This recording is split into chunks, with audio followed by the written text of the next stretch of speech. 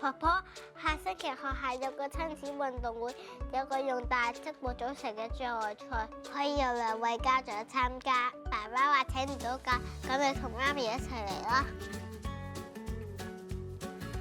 婆婆，你唔想去啊？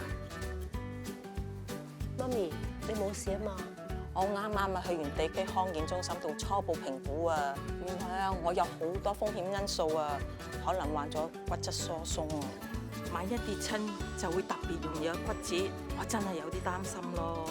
姑娘啊，幫我安排咗2個星期後咧見醫生，做進一步嘅檢查。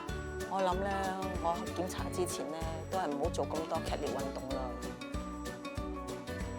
好多人知道自己可能有風險，而又冇及時向醫生了解清楚，以致察覺時已經係骨質疏鬆嘅高風險人士。假如你懷疑自己骨骼健康出現問題，最好嘅做法係先揾醫生聽取意見，醫生會根據病人嘅臨床情況作出適當嘅建議。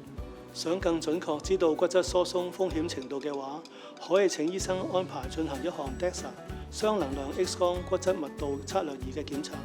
DEXA 骨質密度檢查過程安全、無痛、無需麻醉，而且10分鐘左右就完成，係最準確用於骨質疏鬆嘅檢查方法。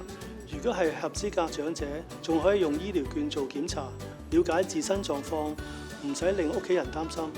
記住啦，清楚了解骨質密度，揾醫生先知道。越早檢查就可以早啲了解問題，盡快安排合適治療，到時就可以安心進行各種日常活動啦。立即上香港骨質疏鬆學會網站，或者揾家庭醫生了解更多關於骨質疏鬆嘅資訊。